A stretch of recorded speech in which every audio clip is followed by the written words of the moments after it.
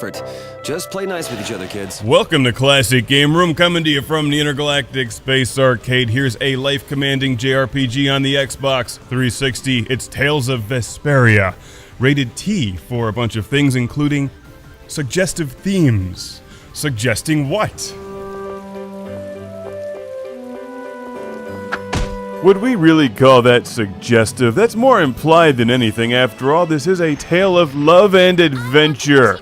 A tale of action and excitement. A tale, or tales, of Vesperia. There are various incentives for getting along with me, you know. Get ready. I'm taking you down. A 2008 release for the Xbox 360, a giant JRPG with enormous production values, good music, and lots and lots and lots and lots and lots and lots and lots of grinding. Strengthen your thumbs for this one, kids, because you'll spend a lot of time mashing the B button. Tales of Vesperia is a cool game, and I don't play very many of these anymore. While I tend to enjoy them, you need the time to play a game like this. Although it's a good one to unwind with at the end of a day, play an hour, kill a bunch of things, level up, and move on. On the plot side, your main character is named Yuri. Don't get sloppy! Who's like the criminal with a heart of gold and starts off hunting for a Blastia core which was stolen from the slums of the capital city. Basically a giant cork that kept the water in place. You quickly make some new friends, starting with the pink-haired girl named Estelise, who's the princess, of course.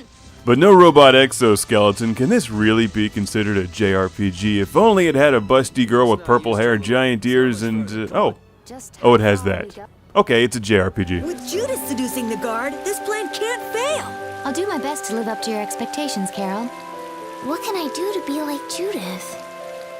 You should start with gravity-defying ears. Beyond the obvious sarcasm, it looks like somebody's ready for Comic-Con. Tales of Vesperia is a charismatic JRPG with some extremely likable characters and a plot that should keep you occupied if you're into games like this. Along the way, we meet Flynn, who shares the packaging artwork with Yuri. He's a boyhood friend and a goody-goody captain in the night. You'll hunt down the Blastia core and then try to figure out why there's a giant flying dragon that's talking to your pink-haired girlfriend, but not really your girlfriend because you need tension throughout the entire game. Come on, Yuri, haven't you seen Empire? She likes this scoundrel, and you're a scoundrel. I should write these games. They would be so awful.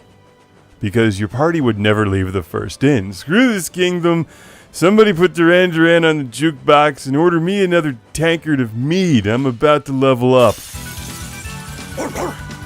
You tell him, Rapide, my pipe-smoking dog. Now, interestingly, the packaging does not warn me of tobacco usage. However, there is an alcohol reference, so I'm assuming the dog is also drunk. Whether or not you really like these games, you gotta admit that Tales of Vesperia looks great. It also plays well. Instead of just picking commands during battle, you actually fight them, although most of the time you'll just be mashing buttons. You can even just kick back and let your team do all the work for you, because I'm lazy. We finished. Great job, team. I was checking my messages. You can even play with up to 3 of your friends co-op during battle, and make your least favorite friend play Carol. I got no time to think. Just follow these kids on their journey and kill everything that moves. Tales of Vesperia is probably not a game I would have played, except a copy was sent to the show by our friend Jared from Independence, Missouri. In the Starfy review, I said Tales of Vesperia was sent to the show by Sebastian in Scotland, but Sebastian actually sent Tales of Graces. It's nothing personal.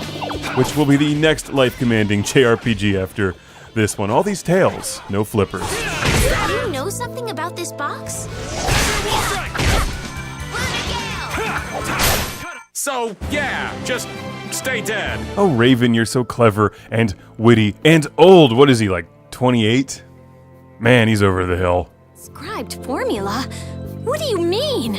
They are most commonly known as apatheia, of which the clear... As you're playing Tales of Vesperia, make sure to play as each of the characters in your party. Learn their moves. They're bouncing. What are you looking at? I wish I could bounce. Wait a second. What was that? I think that was another suggestive theme. Back to the inn.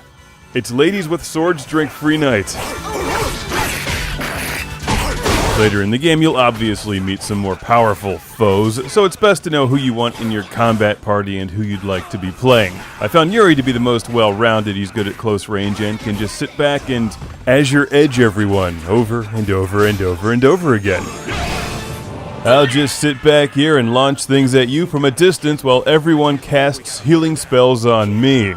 It's called the strategy of cowards that don't want to get their hands dirty. My strategy. So what else can I say? I think there's a fair amount of depth to each of the characters. The storyline is somewhat interesting as you start to try to unravel what's going on in the world with air and with monsters.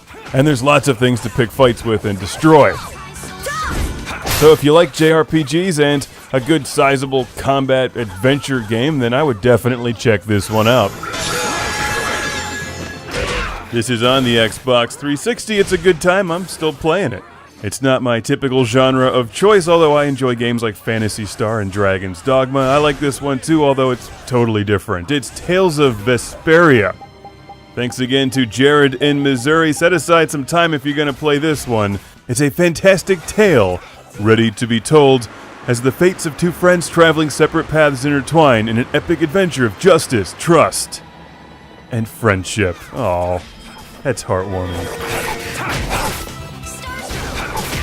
Come on!